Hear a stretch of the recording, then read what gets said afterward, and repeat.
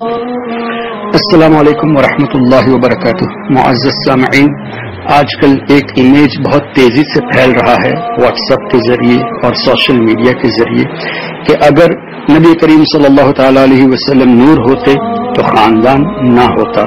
یہ کتنی بڑی بے وقوفی ہے ان وہابیوں کی. نبی کریم صلی اللہ تعالی علیہ وسلم کو اللہ تعالی نے نور سے پیدا فرمایا اور دنیا میں لباسی بشر میں اللہ نے انہیں مبعوث فرمایا. جب دنیا میں لباسی بشر میں تشریف لائے تو خاندان کا ہونا ظاہر ہے، تو نور ہونا یہ خاندان نہ ہونے کی علامت نہیں، اس لیے کہ نبی کریم صلی اللہ علیہ وسلم بشری لباس میں دنیا میں تشریف لائے. دوسری بات یہ لکھی کہ اگر نبی عالم غیب ہوتے تو وحی ختم.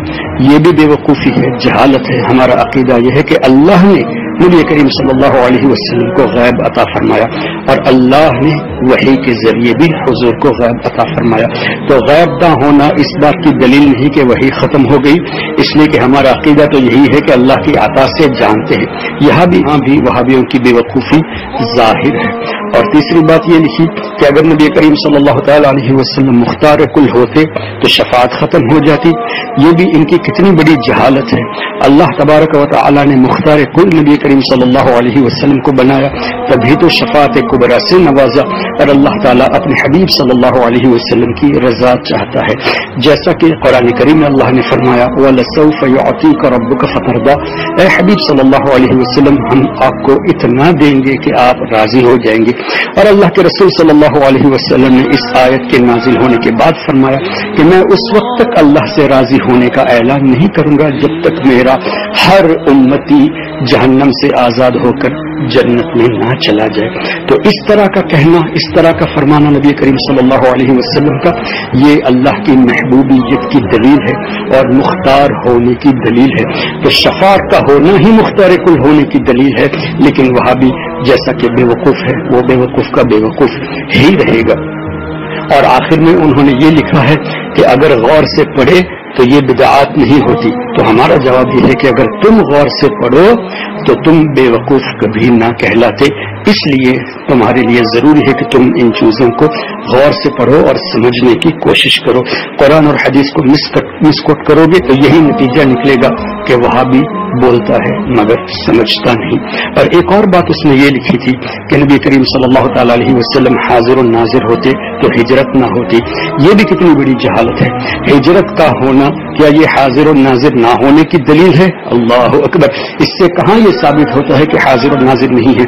حاضر و ناظر کا مطلب یہ ہے کہ اللہ تبارک و تعالی نے نبی کریم صلی اللہ علیہ وسلم کو ایسی طاقت عطا فرمائی کہ پوری کائنات حضور صلی اللہ علیہ وسلم کے سامنے ہے، تو ہر چیز کو وہ ملاحظہ فرماتے ہیں، ہر چیز سے واقف ہے. یہاں تک کہ دلوں کے حالات، دلوں کے خیالات اور دلوں کے ارادوں سے بھی نبی کریم صلی اللہ علیہ وسلم واقف ہیں اللہ کی عطا سے. اور وصال شریف کے بعد بھی اللہ تبارک و تعالی نے ان کو یہ قوت عطا فرمائی کہ آج بھی پوری دنیا میں جو کچھ ہو رہا ہے، پوری کائنات کو اللہ کی عطا سے ملاحظہ فرما رہے ہیں.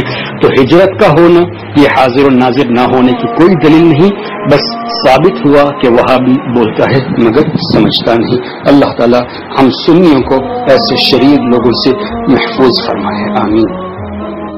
درود پر نماز پر عبادتوں کے راز پر، درود پر نماز پر عبادت پر، نماز پر درود پر، نماز پر درود پر، نماز پر درود پر، نماز پر عبادتوں کے راز پر. صفیں تو سب بچھی ہے، صفیں تو سب بچھی ہے، صفیں تو سب بچھی ہے. عشق والیوں میں بیٹھ جا، صفیں تو سب بچھی ہے، عشق والیوں میں بیٹھ جا.